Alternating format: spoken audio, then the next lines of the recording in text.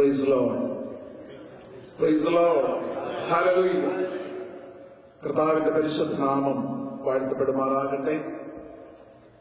അനുഗ്രഹീതമായ ഈ സമ്മേളനത്തെ സംബന്ധിപ്പാൻ ദൈവത്തിന്റെ വചനം ഐശ്വര്യമായി കേൾക്കുവാൻ, പ്രാപിപ്പാൻ, അനുഗ്രഹിക്കപ്പെടുവാൻ കർത്താവ് ഈ ദിവസങ്ങളിൽ നമ്മെ സഹായിച്ചുകൊണ്ടിരിക്കുകയാണല്ലോ. ഈ കോൺഫറൻസിൽ സംബന്ധിപ്പാൻ ദൈവം എനിക്കും അവസരം നൽകിയത് ഓർത്ത് ദൈവത്തെ സ്തുതിക്കുന്നു. ഈ മീറ്റിംഗ് പ്രസൈഡ് ചെയ്യുന്ന കർത്താവിന്റെ ദാസൻ പാസ്റ്റർ ജോയി എബ്രഹാം, ഈ കോൺഫറൻസിന്റെ നാഷണൽ കൺവീനർ എന്റെ സഹപാഠിയുമായ pastor James George, national secretary brother Sam Thomas, treasurer brother George Samuel, അതുപോലെ executive members, local committee conveners, members, അമേരിക്കയുടെ വിവിധ ഭാഗങ്ങളിൽ കടന്നു വന്നിരിക്കുന്ന കർത്തൃ ശുശ്രൂഷകർ, സഹോദരന്മാർ, എനിക്ക് മുമ്പേ ദൈവത്തിൽ സൃഷ്ടിച്ച കർത്താവിന്റെ ദാസന്മാർ എല്ലാവർക്കും വേഗം വരുന്ന യേശു ക്രിസ്തുവിന്റെ വലിയൊരു നാമത്തിൽ സ്നേഹാവന്ദനത്തെ അറിയിക്കുന്നു. എനിക്ക് മുമ്പ് കർത്താവിന്റെ വചനം സംസാരിച്ച ദൈവഭൃത്യന്മാരിൽ കൂടെ വളരെ അനുഗ്രഹിക്കപ്പെട്ട സന്ദേശം നാം കേട്ടുകൊണ്ടിരിക്കുകയായിരുന്നല്ലോ. വിശിഷ്ടാല കോൺഫറൻസിന്റെ പൊതുവിഷയം ഇതിന്റെ ദൈവത്തെ എതിരേൽപ്പാൻ ഒരുങ്ങുക എന്നുള്ളതാണല്ലോ. ക്രിസ്തീയ ജീവിതത്തിൽ ഇറങ്ങിത്തിരിച്ച നമ്മുടെ ജീവിതത്തിലെ ഏക പ്രത്യാശ എന്നുള്ളത് നമ്മുടെ കർത്താവിനെ മുഖാമുഖമായി കാണുക എന്നുള്ളതാണ്. ഈ ഭൂമിയിൽ പാർക്കുന്ന നമ്മൾ കണ്ണാടിയിൽ കൂടെ കടമഴിയായി നമ്മുടെ കർത്താവിനെ കണ്ടുകൊണ്ടിരിക്കുന്നു. എന്നാൽ നാം വിശ്വസിക്കുന്ന, നാം സ്നേഹിക്കുന്ന, നാം ഏറ്റവും പ്രിയപ്പെടുന്ന നമ്മുടെ കർത്താവിനെ എത്രയും വേഗം നാം കാണുമെന്നുള്ളത് നമ്മുടെ പ്രത്യാശയാണ്. ആ പ്രത്യാശയുള്ള ദൈവമക്കൾ എല്ലാവരും കരങ്ങൾ ഉയർത്തി ദൈവത്തെ സ്തുതിച്ചാട്ടെ. Praise the Lord. ഹല്ലേലൂയ. ആ പ്രത്യാശയിൽ നിറഞ്ഞവരായി ഭൂമിയിൽ നാം ആയിരിക്കുമ്പോൾ നമ്മുടെ ദൗത്യ നിർവഹണത്തിൽ മുന്നേറുവാൻ തക്കവണ്ണം നമ്മെ ഒരുക്കുവാനാണ് ഇങ്ങനെയുള്ള കോൺഫറൻസുകൾ ഇതിന്റെ സംഘാടകർ സംഘടിപ്പിച്ചിരിക്കുന്നത്. നമ്മുടെ പൊതുവിഷയത്തോടനുബന്ധിച്ച് ആ പൊതുവിഷയത്തെ ഉയർത്തിപ്പിടിച്ചുകൊണ്ട് അതിനുപോലുമായ അനേക സബ്ജക്ട്സ് ഈ കോൺഫറൻസിൽ മുഴങ്ങിക്കൊണ്ടിരിക്കുകയാണ്. എനിക്ക് മുമ്പ് സംസാരിച്ച ദൈവദാസന്മാരും ദൈവവചനത്തിന്റെ പ്രാധാന്യം, ഇൻഫ്ലുവൻസ്, നമ്മുടെ തലമുറകളെ എങ്ങനെ ഈ ഒരുക്കത്തിൽ പങ്കുചേർക്കുവാൻ കഴിയും എന്നിത്യാദി വിഷയങ്ങൾ നമുക്ക് കേൾക്കുവാൻ തക്കവണ്ണം കഴിയും. ഞാൻ ഇന്ന് ഇവിടെ പ്രസംഗിക്കുന്നത് ഒരു പകരക്കാരനായിട്ടാണെന്ന് പ്രോഗ്രാം ശൈലി നിങ്ങൾക്ക് അറിയാമല്ലോ. ഇന്നലെ രാത്രിയിലാണ് എനിക്ക് ഇന്നിവിടെ ശുശ്രൂഷിക്കാനുള്ള അവസരം അറിയുവാനിടയായത്. എങ്കിലും അതൊരു ആത്മനിയോഗമായി ഞാൻ കരുതി ദൈവസന്നിധിയിൽ പ്രാർത്ഥിപ്പാണ്ടതിനിടയായി ദൈവം എന്നെ ഏൽപ്പിച്ചിരിക്കുന്ന ദൂത് എനിക്ക് തന്നിരിക്കുന്ന സമയത്തിനുള്ളിൽ തന്നെ നിങ്ങളുമായി ഷെയർ ചെയ്യുവാൻ തന്നെ ആഗ്രഹിക്കുന്നു. Global evangelism, preparing the church four A global evangelism. നമുക്കതിന് ആധാരമായിട്ട് ഒരു തിരുവചന ഭാഗം വായിക്കാം. അപ്പോസ്തല പ്രവൃത്തികളുടെ പുസ്തകം 1-ാം അധ്യായം അതിന്റെ 8-ാമത്തെ വാക്യം. Book of Acts chapter 1 verse 8. നമുക്കെല്ലാവർക്കും വളരെ പരിചയമായ ദൈവവചന ഭാഗമാണിത്. നമ്മുടെ കർത്താവ് സംസാരിക്കുന്ന ഒരു ഭാഗം തന്നെയാണ് ഞാനിവിടെ പരസ്യമായിട്ട് വായിക്കാം. എന്നാൽ പരിശുദ്ധാത്മാവ് നിങ്ങളുടെ മേൽ വരുമ്പോൾ നിങ്ങൾ ശക്തി ലഭിച്ചിട്ട് യെരൂശലേമിലും യഹൂദ്യയിൽ എല്ലായിടത്തും ശമരിയിലും ഭൂമിയുടെ അറ്റത്തോളവും എന്റെ സാക്ഷികളാകും എന്ന് പറഞ്ഞു. നമ്മുടെ കർത്താവ് ഉയർത്തെഴുന്നേറ്റ് സ്വർഗാരോഹണം ചെയ്തതിനു മുമ്പായി തന്റെ സഭയെ, തന്റെ ശിഷ്യന്മാരെ അടുത്തു കൂട്ടി അവർക്ക് കൊടുക്കുന്ന കമ്മീഷന്റെ ഭാഗമാണ് ഇവിടെ വായിച്ച വാക്യം. യേശുവരോട് പറയുന്നു, നിങ്ങൾ എന്റെ സാക്ഷ്യം വഹിക്കണം, നിങ്ങൾ എന്റെ സാക്ഷികളാകണം ആകണമെങ്കിൽ നിങ്ങളുടെ സ്വയമായ ശക്തി കൊണ്ട് കഴിയത്തില്ല.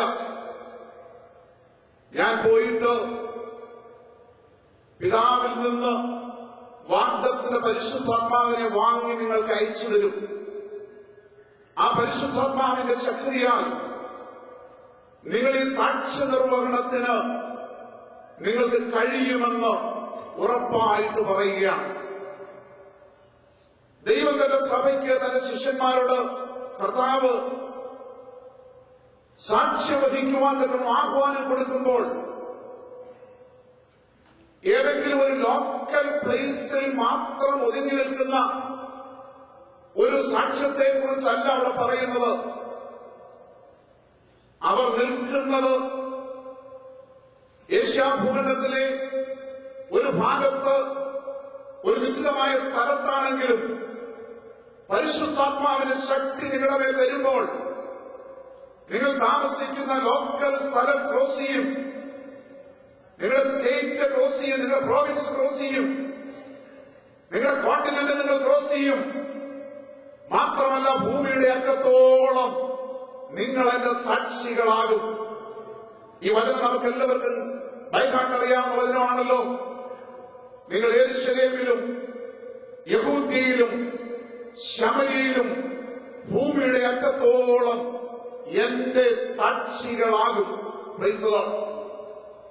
ഈ വാക്യം പറഞ്ഞതിന് ശേഷം 2-ാം അധ്യായം തുടങ്ങുമ്പോൾ പരിശുദ്ധാത്മാവ് അവരുടെ മേൽ വരുന്നതും തുടർന്ന് ആ സാക്ഷ്യ നിർവഹണത്തിന് വേണ്ടി ശിഷ്യന്മാർ ഒരുങ്ങുന്നു, ദൈവം അവരെ ഉപയോഗിക്കുന്നു. ആദ്യ ശുശ്രൂഷയിൽ തന്നെ 3000 പേർ സ്നാനപ്പെട്ട് ദൈവസഭയോട് ചേരുന്നു. Price the Lord. ഈ ഭാഗങ്ങളൊക്കെ നമ്മൾ വായിക്കുമ്പോൾ ദൗത്യ നിർവഹണത്തിന് വേണ്ടി കടന്നു പോകുന്ന സഭയാണ് നമുക്കവിടെ ദർശിക്കുവാൻ കഴിയുന്നത്. നിങ്ങളെന്റെ സാക്ഷികളാകും എന്ന് കർത്താവ് പറഞ്ഞു. അവർ സാക്ഷികളാകുവാൻ തക്കണം പോകുന്നു. മർക്കോസ് സുവിശേഷം 16-ാം അധ്യായത്തിന്റെ ഏറ്റവും ഒടുവിലത്തെ 2 വാക്യങ്ങൾ നമ്മൾ വായിക്കുമ്പോൾ അവിടെ കാണുന്നത് കർത്താവ് സ്വർഗാരോഹണം ചെയ്ത് പിതാവിന്റെ വലത്തുഭാഗത്ത് ഇരുന്നു. അതിനുശേഷം അടുത്ത ഭാഗത്ത് വായിക്കുന്നത് അവർ പുറപ്പെട്ട് പ്രസംഗിച്ചു. യേശു സ്വർഗാരോഹണം ചെയ്ത് ഇരുന്നു. അതിനുശേഷം സഭയെ സംബന്ധിച്ചിരുന്ന് സഭ പുറപ്പെട്ടു. Price the Lord. കർത്താവായ യേശു ക്രിസ്തു സ്വർഗാരോഹണം ചെയ്ത് പിതാവിന്റെ വലത്തുഭാഗത്ത് ഇപ്പോൾ ഇരിക്കുമ്പോൾ ദൈവസഭയ്ക്ക് ഇവിടെ ഇരിക്കുവാനുള്ള സമയമല്ല, നമുക്ക് പുറപ്പെടുവാനുള്ള സമയമാണ്, പോകുവാനുള്ള സമയമാണ്. As long as the church is in this world, this is our mission, that we have to move and we should witness our Lord. Praise the Lord.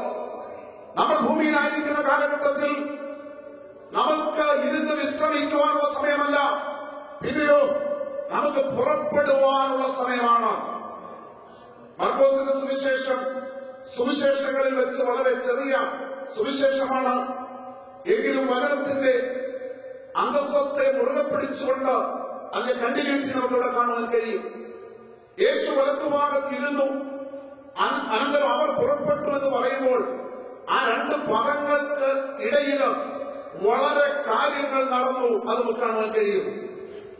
യേശു പറഞ്ഞു, പോകുന്നതിന് മുമ്പ്, നിങ്ങൾ പുറപ്പെടുന്നതിന് മുമ്പ് നിങ്ങൾ ശക്തി ലഭിക്കണം, എന്നോട് കേട്ട വാഗ്ദത്തത്തിനായി നിങ്ങൾ കാത്തിരിക്കണം. അപ്പൊ യേശു ഇരുന്നു, അവർ പുറപ്പെട്ടു എന്ന് പറയുന്നതിനിടയ്ക്ക് ശിഷ്യന്മാർ ചെയ്ത കാര്യങ്ങൾ അപ്പോസ്തലപ്രവൃത്തിയിൽ കാണാം. അവർ വാഗ്ദത്തത്തിനായി കാത്തിരുന്നു. കർത്താവ് വാഗ്ദത്തം ചെയ്തതുപോലെ പരിശുദ്ധാത്മാവ് അവരുടെ മേൽ വന്നു. അവർ ശക്തി ലഭിച്ചു, സാക്ഷികളാകുന്നു. ഈ വലിയ യാത്രയാണ് നമുക്കിതിൽ കാണുവാൻ തക്കണം കഴിയുന്നത്. കർത്താവ് തന്റെ സഭയെക്കുറിച്ച് ആഗ്രഹിക്കുന്നത് സുവിശേഷത്തിന് സാക്ഷ്യം വഹിക്കുക, ഭൂമിയിലായിരിക്കുന്ന അത്രയും സമയം സുവിശേഷത്തിന് സാക്ഷ്യം വഹിക്കുക എന്നുള്ളതാണ്. ഞാൻ ഓർപ്പിച്ചല്ലോ, ഒരു പർട്ടിക്കുലർ സ്ഥലം എന്നുള്ളതിലുപരിയായി സുവിശേഷത്തിന് വേണ്ടി കമ്മീഷൻ ചെയ്യുമ്പോൾ തന്നെ ഗ്ലോബൽ വ്യൂവിലുള്ള ഭൂലോകത്തെ മുഴുവൻ കണ്ടുകൊണ്ടുള്ള ഒരു കമ്മീഷനിങ് ആണ് കർത്താവ് തന്റെ ശിഷ്യന്മാരെ ചെയ്തത്.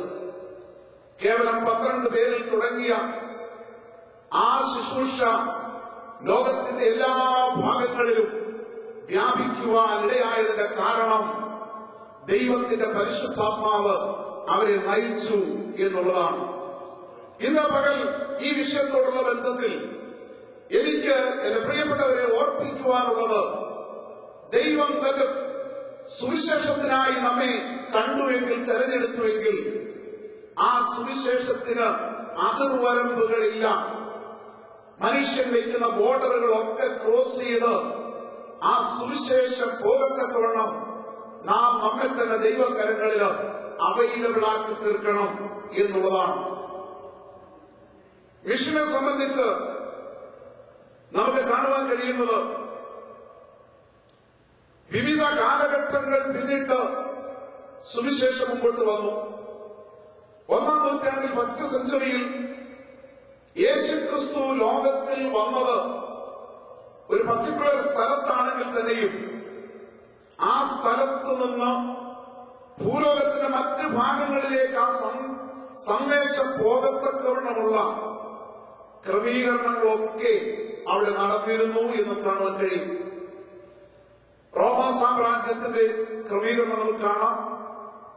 അവിടുത്തെ റോഡ്സ്, മറ്റുള്ള അഡ്മിനിസ്ട്രേഷൻസ്, മറ്റ് ക്രമീകരണങ്ങളൊക്കെ നോക്കുമ്പോൾ യെരുശലേമിൽ നടക്കുന്ന ആ ചെറിയ സംഭവത്തെ ലോകത്തിന്റെ എല്ലാ ഭാഗങ്ങളിലേക്കും കൊണ്ടുപോകത്തക്കമുള്ള ക്രമീകരണങ്ങളൊക്കെ അവിടെ നടന്നതായിട്ട് നമുക്ക് കാണുവാൻ കഴിയും.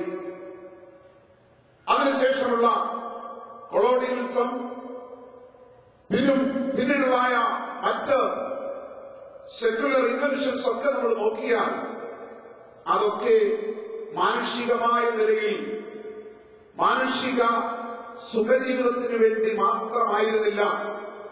അതിലുപരിയായി സുവിശേഷത്തിന്റെ മുന്നേറ്റം, ഭൂമിയുടെ അറ്റത്തേക്ക് സുവിശേഷം എത്തിക്കുവാൻ, അനേക പീപ്പിൾ ഗ്രൂപ്പിലേക്ക് സുവിശേഷം എത്തിക്കുവാൻ, നാനാജാതികളിലേക്ക് സുവിശേഷം എത്തിക്കുവാൻ, മനുഷ്യർ കെട്ടിയിരിക്കുന്ന അതിർവരമ്പുകളെയെല്ലാം മറികടന്ന് സുവിശേഷം സകല സൃഷ്ടികളിലും എത്തത്തക്കവണ്ണം ഗ്ലോബലായിട്ട് അതേ കണ്ടുപിടുത്തങ്ങളൊക്കെ ഉപകരിക്കും നമുക്ക് കാണുവാൻ കഴിയും. അന്നത്തെ കാലഘട്ടത്തിൽ കരമാർഗമുള്ള യാത്രകൾ ഉണ്ടായിരുന്നു, സമുദ്രമാർഗമുള്ള യാത്രകൾ ഉണ്ടായിരുന്നു. അതൊക്കെ അപ്പോസ്തലന്മാർ പ്രയോജനപ്പെടുത്തി. അങ്ങനെ പരിമിതമായ ആ കാലഘട്ടത്തിൽ പോലും ശക്തി ലഭിച്ച തന്റെ ശിഷ്യന്മാർ നമ്മുടെ ഭാരതക്കരയിലും സുവിശേഷം എത്തിക്കുവാൻ തക്കവണ്ണം ദൈവം അവരെ ഉപയോഗിച്ചു. Price the Lord. ഭൗമികമായ നിലയിൽ പരിമിതികൾ പലതും ഒരുപക്ഷെ സഹോദര സഹോദരി നിനക്കുണ്ടെങ്കിലും ദൈവത്തിന്റെ കരങ്ങളിൽ ഞാനും നിങ്ങൾ സമർപ്പിക്കപ്പെടുമ്പോൾ ആ പരിമിതികളെല്ലാം മറികടന്ന് സുവിശേഷത്തിന് സാക്ഷ്യം വഹിക്കാൻ നിന്നെ ഉപയോഗിക്കുവാൻ ദൈവത്തിന് കഴിയും. വിശ്വസിക്കുന്നവർ കരങ്ങൾ ഉയർത്തി ദൈവത്തെ സ്തുതിച്ചാട്ടെ. Hallelujah, praise the Lord, praise the Lord. അത് കഴിഞ്ഞു നമുക്കറിയാം, വേൾഡ് ഇൻവെൻഷൻസ് വളരെ അഡ്വാൻസ് ആയിട്ട് മുമ്പോട്ട് പോയി. കരമാർഗം കഴിഞ്ഞു, എയർ റൂട്ട്സ് ഉണ്ടായി.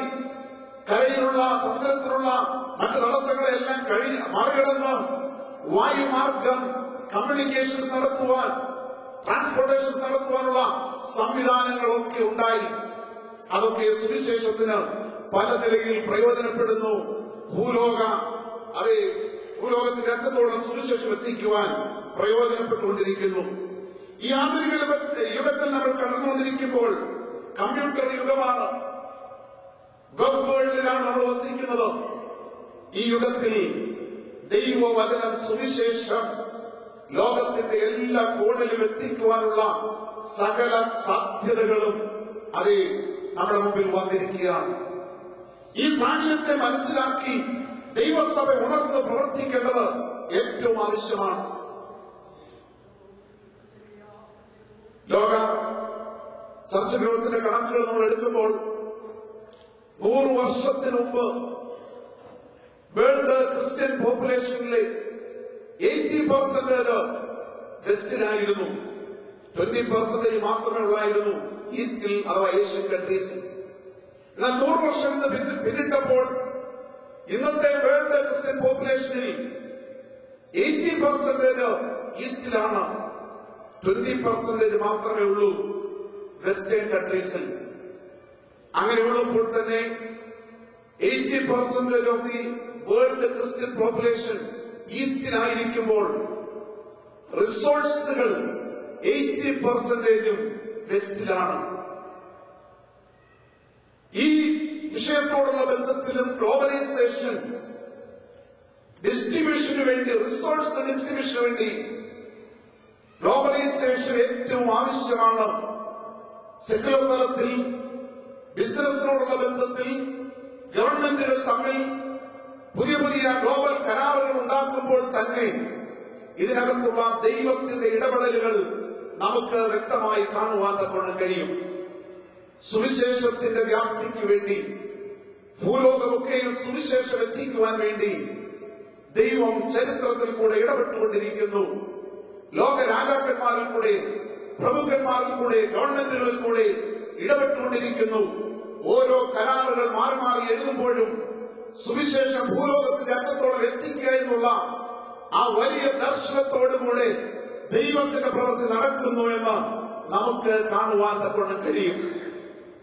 ഒരു കാലത്ത് ശക്തി ലഭിച്ചിട്ട് ഭൂമിയുടെ അറ്റത്തോളം പോകുക എന്ന് പറയുമ്പോൾ മാനുഷിക ബുദ്ധിയിൽ ചിന്തിക്കുവാൻ വളരെ പ്രയാസമായിരുന്നു. എന്നാൽ ഇന്ന് ഒരു അന്യഭാഷക്കാരനെ കാണുവാൻ, അന്യജാതിക്കാരനെ കാണുവാൻ, അന്യ കോണ്ടിനെന്റിലുള്ളവനെ കാണുവാൻ അറ്റ്ലാന്റിക് കടക്കേണ്ട ആവശ്യമില്ല, ആർട്ടിക് കടക്കേണ്ട ആവശ്യമില്ല.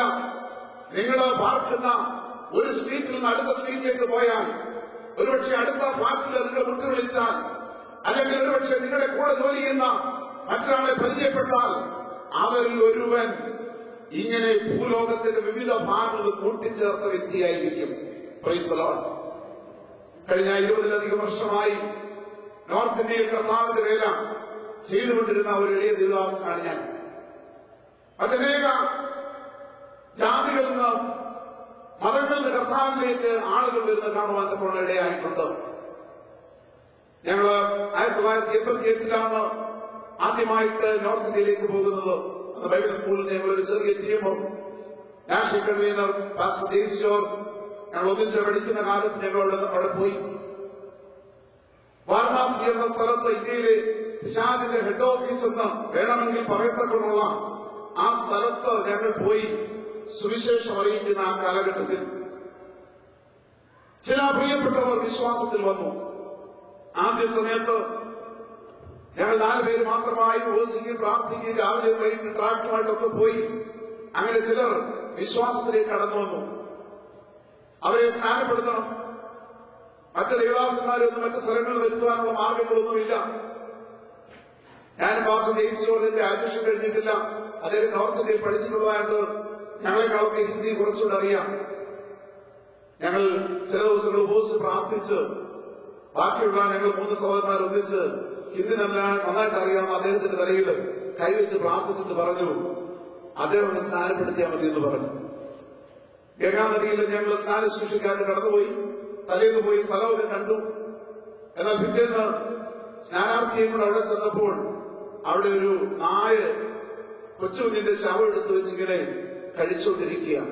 ഞങ്ങൾ അവിടുന്ന് വേറെ സ്ഥലത്ത് പോയി സ്നാനശുശ്രൂഷ നടന്നു. ഞാൻ പറയുവാൻ വരുന്നത്, അന്ന് സ്നാനപ്പെട്ട 3 പേര് ഞങ്ങൾ അവിടുന്ന് 3 മാസത്തെ ശുശ്രൂഷ കഴിഞ്ഞ് വീണ്ടും നാട്ടിലേക്ക് പോയി. അന്ന് സ്നാനപ്പെട്ടവരിൽ 3 പേരിൽ 2 പേര് ഇന്ന് ശക്തരായ സുവിശേഷകരാണ്. ഒന്നൊരു പർവേസ് സിംഗ്, ഒന്നൊരു Vinod Sharma. Price the Lord. അന്ന് നമ്മളെ പറയത്തക്കോളമുള്ള വലിയ സഭയോ സാഹചര്യങ്ങളോ ഒരു സൊസൈറ്റിയോ ഒരു ചർച്ചിലോ ഒരു കമ്മ്യൂണിറ്റിയോ ഒന്നുമില്ല. എങ്കിലും ദൈവത്തിന്റെ വചനത്തിൽ നിന്ന് പ്രാപിച്ച ദർശനത്തോടെ കടന്നുപോയി പ്രവർത്തിച്ചപ്പോൾ അവിടെ വിതറിയ വിത്തിന്റെ മുമ്പിൽ ദൈവത്തിന്റെ പ്രവൃത്തി വെളിപ്പെടുവാൻ ഇടയായി. ഇടയ്ക്കിടയ്ക്ക് പ്രവാസികളുമായിട്ട് ഞാൻ സംസാരിക്കാറുണ്ട്. അന്ന് അദ്ദേഹം വിശ്വാസത്തിലേക്ക് വന്നപ്പോൾ അദ്ദേഹത്തിന് വിവാഹം നിശ്ചയം കഴിഞ്ഞതാണ്. വിശ്വാസത്തിൽ വന്ന മുഖാന്തരമായി ആ വിവാഹം നടക്കുവാനിടയായില്ല. ഞങ്ങൾ പറഞ്ഞത് സാരമില്ല, ദൈവം നിനക്ക് വേണ്ടി ഒരുക്കിയ തുണയെ ദൈവം തരും. താൻ വിവാഹം കഴിക്കുവാനിരുന്ന സഹോദരിയുടെ സഹോദരൻ, ആ സ്ത്രീയുടെ സഹോദരൻ തനിക്ക് ഒരു വാച്ച് ഗിഫ്റ്റായിട്ട് കൊടുത്തു. ഈ വിവാഹം ഈ നിലനായതുകൊണ്ട് ആ ഗിഫ്റ്റ് തിരിച്ചു വാങ്ങി അദ്ദേഹത്തിന് വിഷമമൊക്കെ ആയിരുന്നു. എന്നാൽ ഇന്ന് സ്വർഗീയ രാജ്യത്തിന് വേണ്ടി നിൽക്കുന്ന അനുഗ്രഹീതനായ ഒരു പാസ്റ്ററാണ് പർവേസ് സിംഗ്. നമ്മൾ ദൈവത്തിന് വേണ്ടി പ്രവർത്തിക്കുവാനുള്ള അനുകൂല സാഹചര്യങ്ങളില്ല എന്ന് നമുക്ക് തോന്നാം. നമ്മൾ വിചാരിക്കുന്നത് പോലുള്ള കമ്മ്യൂണിറ്റി അല്ലെങ്കിൽ സഭാ സംവിധാനങ്ങളില്ല എന്ന് നമുക്ക് തോന്നാം. എന്നാൽ സാഹചര്യങ്ങളെ കണ്ട് പഴിക്കുവാനല്ല, ദൈവം നിനക്ക് തന്നിരിക്കുന്ന ദർശനത്തോടെ മുമ്പോട്ട് പോകുവാൻ ദൈവവേദന നീ തയ്യാറാകുന്നുവെങ്കിൽ നീ വിതയ്ക്കുന്ന വിത്തിന്റെ മേൽ ദൈവത്തിന്റെ മഞ്ഞും മഴയുമായിരിക്കും. ദൈവത്തിനൊന്നും അസാധ്യമായിട്ടില്ല. നീ നിന്നെ തന്നെ ദൈവത്തിന്റെ കരങ്ങൾ ഏൽപ്പിച്ചു കൊടുക്കുമ്പോൾ ദൈവത്തിന്റെ പ്രവൃത്തി വെളിപ്പെടുവാൻ അത് കാരണമായി തീരും. ഞാൻ കുവൈറ്റിൽ 3 വർഷമായിരുന്ന സമയം കർത്താവിദാസൻ പറഞ്ഞല്ലോ, അവിടെ ഒരു പ്യൂർലി മലയാളി ചർച്ചിലാണ് ഞാൻ ശുശ്രൂഷിച്ചത്. എങ്കിലും ദൈവസന്നിധി മറ്റുള്ള ആളുകൾക്ക് വേണ്ടി പ്രാർത്ഥിക്കാനിടയായി. കുവൈറ്റിലൊന്നും നേടുവാനിടയായിട്ടില്ല. എങ്കിലും ഒരു കുവൈറ്റി ഭവനത്തിൽ പോയി പ്രാർത്ഥിക്കുവാനുള്ള അവസരം ഉണ്ടായിട്ടുണ്ട്. മാത്രമല്ല, നോർത്ത് ഇന്ത്യക്കാരായ ഒരു മുസ്ലിം സഹോദരി സ്ഥാനപ്പെടുവാൻ അവിടെ ഇടയായി. അതുപോലെ ഒരു ശ്രീലങ്കനായ ഹൈന്ദവ സഹോദരൻ സ്ഥാനപ്പെടുവാനിടയായി. ദൈവം നമ്മെ എവിടെ ആക്കുന്നുവോ അവിടെ സുവിശേഷത്തിന് വേണ്ടി നാം നിന്നാൽ ദൈവത്തിന് ഗ്ലോബൽ ഇവാഞ്ചലിസത്തിന് വേണ്ടി നിന്നെ ഉപയോഗിക്കുവാൻ കഴിയും. ഞാനത് വിശ്വസിക്കുന്നു, ഞാനത് അനുഭവിക്കുന്നു. അമേരിക്കയിൽ ആയിരിക്കുന്നു എന്നുള്ളത് കൊണ്ട് ഗ്ലോബൽ ഇവാഞ്ചലിസത്തിന് ഒരു തടസ്സമില്ല. നിന്നെ ആക്കിയിരിക്കുന്നിടത്ത് ഈ സാഹചര്യത്തെ മനസ്സിലാക്കി ഒരു സുവിശേഷീകരണത്തിന് വേണ്ടി നീ ഏൽപ്പിച്ചു കൊടുക്കുന്നുവെങ്കിൽ ദൈവത്തിന് നിന്നെ ശക്തമായി ഉപയോഗിപ്പാൻ തക്കവണ്ണം കഴിയും. ഞാൻ എന്റെ സമയത്ത് ദീർഘിപ്പിക്കുവാൻ ആഗ്രഹിക്കുന്നില്ല.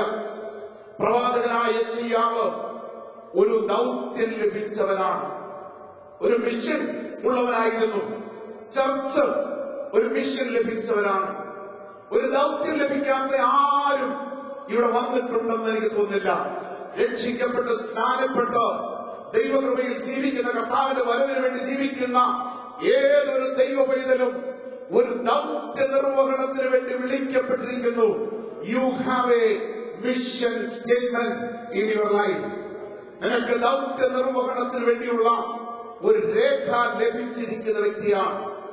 യെശയ്യാവിന് ഒരു മിഷനുണ്ട്. മിഷനുമായിട്ട് അവൻ പോവുകയാണ്. എന്നാൽ ഒരു മിഷൻ ഉണ്ടാകുന്നിടം വരെ ആ മിഷൻ തെറ്റായിട്ടാണ് അവൻ ഉപയോഗിച്ചുകൊണ്ടിരുന്നത്, പ്രവർത്തിച്ചുകൊണ്ടിരുന്നത് കാണുവാൻ കഴിയും. യെശയ്യാവിന്റെ പ്രവചനങ്ങൾ വായിക്കുമ്പോൾ ആരംഭിക്കുന്ന തന്നെ മറ്റുള്ളവരെ കുറ്റം പറഞ്ഞുകൊണ്ട് കാര്യങ്ങൾ മുമ്പോട്ട് പോവുകയാണ്. എന്നാൽ യഥാർത്ഥമായ ഒരു വിഷൻ അവൻ ഉണ്ടായിക്കഴിഞ്ഞപ്പോൾ അതേ ചിന്താഗതികളെല്ലാം മറിഞ്ഞു. ഒരു മിഷൻ ലഭിച്ചിട്ടുള്ള ദൈവവേദനയെ ഗ്ലോബൽ ഇവാഞ്ചലൈസേഷൻ എന്ന ദൗത്യ നിർവഹണത്തിന് വേണ്ടി വിളിക്കപ്പെട്ട ദൈവമക്കളെ, ദൈവസഭയെ, നിനക്ക് ഒരു മിഷൻ നിന്റെ മുമ്പിലുള്ളപ്പോൾ അതിനനുബന്ധിച്ച ഒരു മിഷൻ വ്യക്തിപരമായ ജീവിതത്തിൽ നീ പ്രാപിക്കുന്നുവെങ്കിൽ നിന്റെ ജീവിത ശൈലി മാറുവാൻ തക്ക ഇടയായിത്തീരും. ഇടപാടുകൾ മാറുവാൻ തക്ക ഇടയായിത്തീരും. ജീവിതത്തിലെ ചലനങ്ങൾക്ക് മാറ്റം വരുമെന്നുള്ളതിന് യാതൊരു സംശയമില്ല. മിഷൻ ലഭിച്ച യെശയ്യാവ് ഒരു മിഷനിൽ കൂടെ കടന്നുപോയപ്പോൾ ജീവിതത്തിന് സമൂലമായ മാറ്റം വന്നു. യെശയ്യാ പ്രവചനം 6-ാം അധ്യായത്തിൽ നമുക്കത് വളരെ ഭംഗിയായിട്ട് പഠിക്കുവാൻ തക്കമുള്ള വിഷയമാണ്. അവന് വിഷന് മാറ്റം വന്നു. വിഷന് മാറ്റം വന്നപ്പോൾ അവൻ വിളിച്ചു പറയുകയാണ്, അയ്യോ ഞാൻ അരിഷ്ട മനുഷ്യൻ. ഹല്ലേലൂയ. മിഷൻ ലഭിച്ച ദൈവവേദനേ, നിനക്കൊരു മിഷൻ പ്രാപിച്ചിട്ടില്ലെങ്കിൽ അതായത് നിനക്ക് മിഷനുമായിട്ട് മുമ്പോട്ട് പോകാൻ കഴിയത്തില്ല. അഥവാ നീ മുമ്പോട്ട് പോകുന്നുണ്ടെന്ന് തോന്നുന്നെങ്കിലും അതുകൊണ്ട് യാതൊരു പ്രയോജനം വരികയില്ല. Price the Lord. ഹല്ലേലൂയ. എന്നാൽ മിഷൻ നമുക്ക് നൽകപ്പെട്ടിരിക്കുമ്പോൾ തന്നെ അതിനനുബന്ധമായ ഒരു ദർശനം പ്രാപിക്കുന്നുവെങ്കിൽ ഈ ദൗത്യ നിർവഹണത്തിൽ മുന്നോട്ട് പോകുവാൻ കൊണ്ട് കഴിയും. ദർശനവും പ്രാപിച്ചു. ദർശനം പ്രാപിച്ചു കഴിഞ്ഞപ്പോൾ ആ ദർശനത്തിനനുസൃതമായി ദൈവസ്ഥനിൽ താൻ തന്നെ ഏൽപ്പിച്ചു കൊടുക്കുമ്പോൾ ദൈവത്താൽ ഉപയോഗപ്പെടുകയാണ്. അവൻ വിളിച്ചു പറയും, അയ്യോ ഞാൻ അരിഷ്ട മനുഷ്യൻ, ശുദ്ധിയില്ലാത്ത ആദരങ്ങളുള്ള മനുഷ്യരുടെ ഇടയിൽ ഞാൻ വസിക്കുന്നു, എനിക്ക് അയ്യോ കഷ്ടം. ഉന്നതമായ ദർശനം ആന്തരിക ദർശനത്തിലേക്ക് പോകുന്നു. അത് ഒരു ഔട്ട്വേർഡ് വിഷനിലേക്ക് പോകുന്നു. അതൊരു സമർപ്പണത്തിലേക്ക് നീങ്ങുകയാണ്. ആ സമർപ്പണത്തിന് മുമ്പിൽ അതേ ദൗത്യ നിർവഹണത്തിന് വേണ്ടി ഒരു പാഷനേറ്റ് അനുഭവത്തിൽ കൂടെ ദൈവനെ നടത്തുന്നു. യാഗപീഠത്തിലെ തീക്കനലാൽ അവന്റെ അതരത്തെ തൊടുവിച്ച് അവന്റെ ജീവിതത്തിന് മാറ്റം വരുന്നു, ശുദ്ധീകരണം ഉണ്ടാകുന്നു. ശുദ്ധീകരണത്തിന് ആ പ്രോസസ്സിൽ കൂടെ കടന്നുപോയപ്പോൾ അവൻ ദൈവത്തിൽ നിലവിളിക്കുകയാണ്. അത് ദൈവശബ്ദത്തിന് മുമ്പിൽ നിലവിളിക്കുകയാണ്, അടിയനിതാ, അടിയനെ അയക്കണമേ. Praise the Lord, hallelujah. ഒരു ദൗത്യം ലഭിച്ചിട്ടുള്ള ദൈവമേ, അതിനനുസൃതമായ ഒരു ദർശനത്തെ പ്രാപിക്കുന്നുവെങ്കിൽ, ആ ദർശനത്തിന് മുമ്പ് നീ നിന്നെ തന്നെ ഏൽപ്പിക്കുന്നുവെങ്കിൽ, ഹല്ലേലൂയ, ഒരു പാഷനോടുകൂടെ മുമ്പോട്ട് പോകുമ്പോൾ ദൈവത്തിന് നിന്നെ ഉപയോഗിക്കുവാൻ തക്കൊണ്ട് കഴിയും. ഹല്ലേലൂയ. സകല സാധ്യതകൾ നമ്മുടെ മുമ്പിലുള്ളപ്പോൾ കുറവായിരിക്കുന്നത് നമുക്ക് ലഭിച്ച മിഷന്റെ മുമ്പിൽ അതേ നമ്മുടെ ദർശനക്കുറവാണ്, നമ്മുടെ പാഷന്റെ കുറവാണ്. ഇതിൽ നാം മുന്നേറുവാൻ തക്കൊണ്ട് വരുമ്പോൾ ദൈവത്തിന് ശക്തിയോടെ നമ്മെ ഉപയോഗിപ്പാൻ തക്കവണ്ണം കഴിയുമെന്നുള്ളതിന് യാതൊരു സംശയമില്ല. ലഭിച്ച ദർശനത്തിനനുസൃതമായി ദൈവസന്നിധിയിൽ യെശയ്യാവ് ഏൽപ്പിച്ചു കൊടുത്തപ്പോൾ, ഹല്ലേലൂയ, ദൈവത്തിന്റെ തീക്കനൽ അവന്റെ അതരത്തെ തൊടുവിച്ചു. 1-ാം നൂറ്റാണ്ടിൽ സംഭവിച്ചത് തന്നെയാണ്. അത് 2-ാം പുസ്തകത്തിൽ 2-ാം അധ്യായത്തിൽ വായിക്കുന്നു. കർത്താവിന്റെ വാഗ്ദത്തത്തിന് വേണ്ടി കാത്തിരുന്ന അവർ ഒരു ശബ്ദം കേട്ടു, ഒരു മുഴക്കം കേട്ടു. ഹല്ലേലൂയ. അഗ്നിജ്വാല പോലെ പിളർന്നിരിക്കുന്ന നാവുകൾ അവർക്ക് പ്രത്യക്ഷമായത് മാത്രമല്ല, അത് ഓരോരുത്തരുടെ മേൽ പതിഞ്ഞു. നിന്റെ മേലത് പതിഞ്ഞിട്ടുണ്ടെങ്കിൽ ദൗത്യ നിർവഹണത്തിൽ മുന്നേറുവാൻ തക്കൊണ്ട് കഴിയും.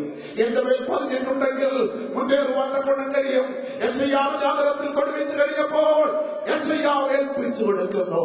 ഞാൻ ദൈവസന്നിധിയിൽ പ്രാർത്ഥിക്കുന്ന പകൽ ഈ കോൺഫറൻസിൽ ചിലരുടെ മേൽ ആ അഗ്നിയുടെ നാവ്, അഗ്നികരം, അഗ്നികഷ്ണം പതിഞ്ഞു കഴിയുമ്പോൾ ലോക സുവിശേഷീകരണത്തിൽ പങ്കാളികളായി തീരുവാൻ നമുക്ക് കഴിയും. അതിനായി ദൈവമായ കർത്താവ് നാം ഏവരെയും ഒരുക്കട്ടെ എന്നുള്ള പ്രാർത്ഥനയോടുകൂടെ ഞാൻ എന്റെ വാക്കുകൾ അവസാനിപ്പിക്കുന്നു. ഈ വചനങ്ങളാൽ ദൈവമായ കർത്താവ് നാം ഏവരെയും അനുഗ്രഹിക്കുമാറാകട്ടെ.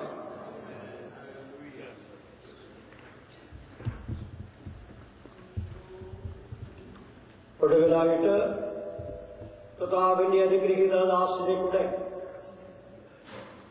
നമ്മുടെ മനസ്സുകളെ, നമ്മുടെ ചിന്തകളെ ചലിപ്പിക്കുന്ന വിധത്തില് കേൾപ്പിച്ചതായിരിക്കുന്ന വചനങ്ങളെ ഓർത്ത് എല്ലാവരും കരങ്ങളെ അടിച്ച ദൈവത്തെ സ്തുതിക്കുകയും അദ്ദേഹത്തെ അനുമോദിക്കുകയും ചെയ്യാം.